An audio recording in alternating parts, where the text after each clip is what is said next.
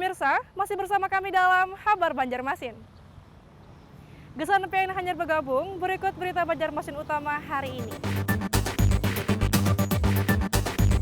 Angin puting beliung disertai hujan deras Selasa sore menerjang kawasan Teluk Tiram, Banjarmasin Barat hingga mengakibatkan 6 rumah rusak.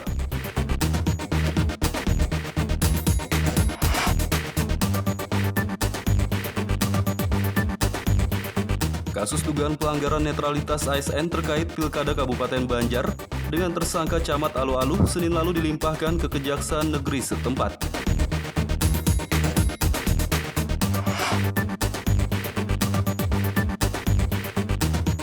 Majelis Ulama Indonesia (MUI) Kabupaten Hulu Sungai Selatan menyerukan boikot terhadap semua produk Prancis hingga Presiden Prancis Emmanuel Macron meminta maaf kepada umat Islam sedunia.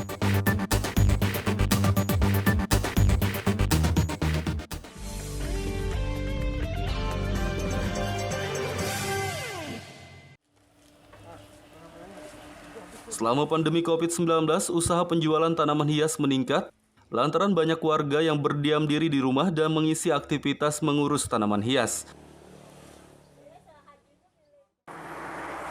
Meningkatnya usaha penjualan tanaman hias dirasakan oleh seorang pemuda bernama Muslim, warga desa Pindahan Baru, Kecamatan Rantau Badau, Kabupaten Batola.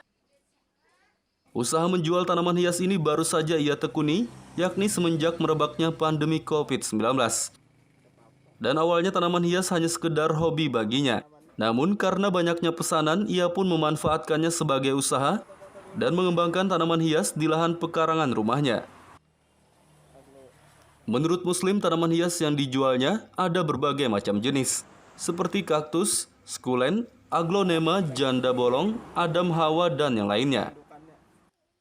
Sementara omset yang ia dapatkan dari menjual tanaman-tanaman hias tersebut bisa mencapai ratusan ribu rupiah per harinya.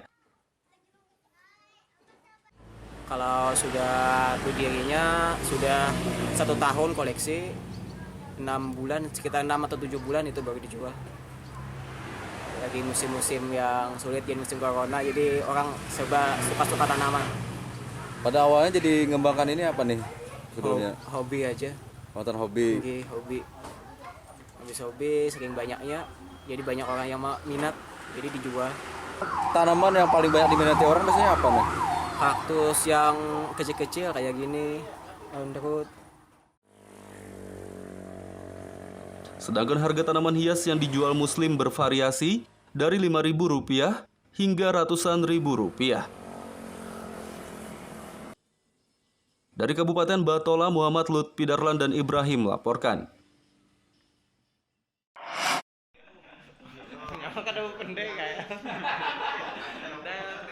Seorang petugas Dinas Perhubungan Banjarmasin belakangan mendadak terkenal di media sosial karena suaranya yang cadel saat menegur pengendara bandel dinilai lucu dan cukup menghibur.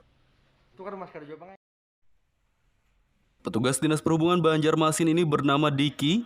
Ia bertugas mengawasi dan menegur pengendara bandel yang berhenti di traffic light atau lampu lalu lintas di sejumlah titik jalan.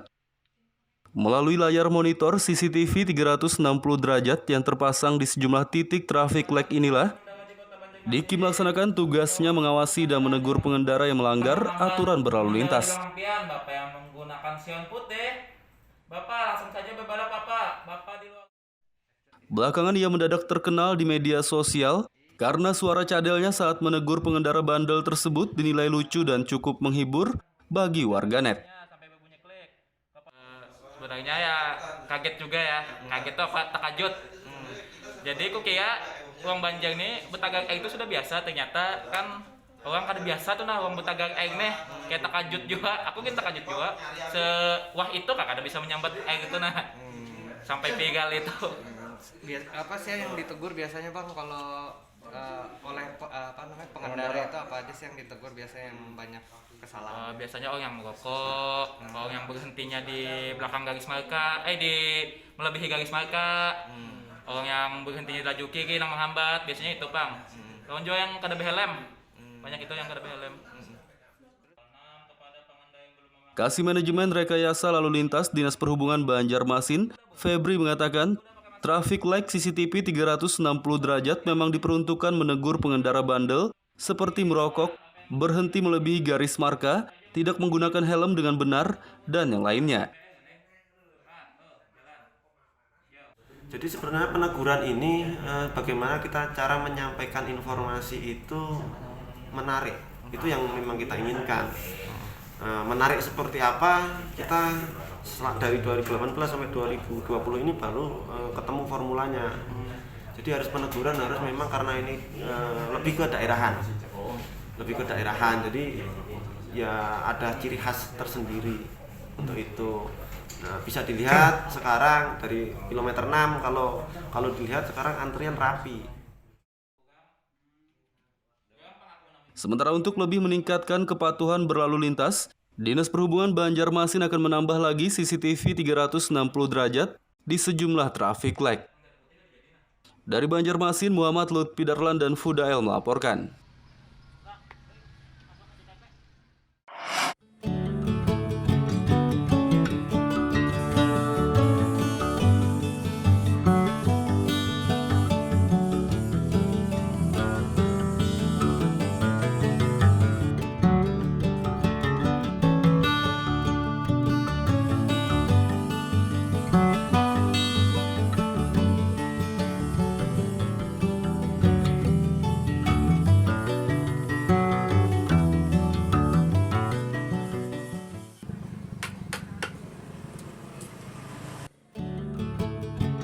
Seorang warga Desa Purwosari Baru, Kecamatan Tamban, Kabupaten Batola bernama Mulyani memiliki kepiawaian dalam memahat kayu warau menjadi sebuah barongan yang digunakan untuk kesenian jaranan kuda lumping.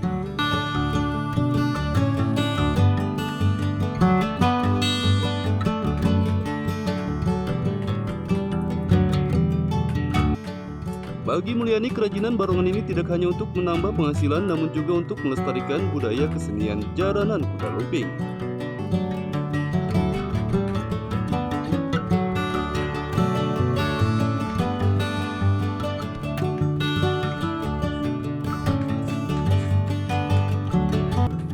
Hasil kerajinan Mulyani berupa barongan ini cukup banyak diminati dari anak-anak hingga orang dewasa. Sedangkan untuk harga barongan bervariasi berdasarkan besar dan motifnya, yakni dari kisaran harga Rp150.000 hingga Rp1.800.000.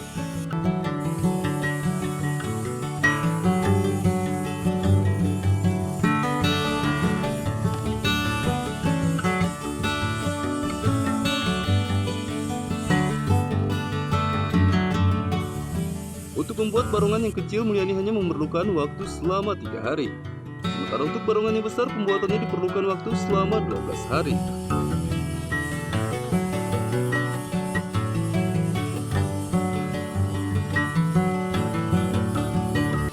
Pengrajin barongan berusia 41 tahun ini mengatakan kerajinan barongan yang merupakan kesenian dari daerah Jawa yang ditekuninya ini tidak hanya bisa menambah penghasilan sebagai pedagang, namun juga untuk melestarikan kesenian jaranan kuda lumping.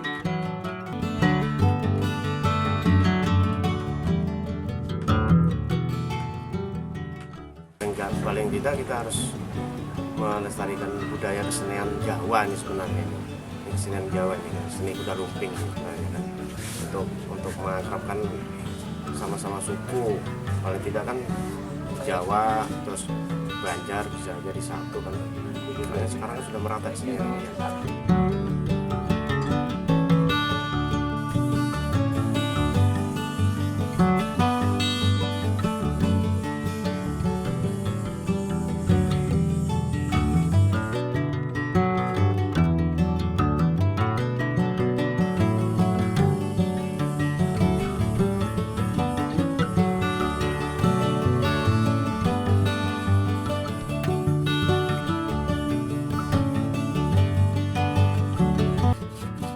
Mulyani berharap kesenian jaranan kuda lumping yang sudah menjadi bagian seni budaya di Kalimantan Selatan tetap terus bisa terjaga keberadaannya hingga turun-temurun.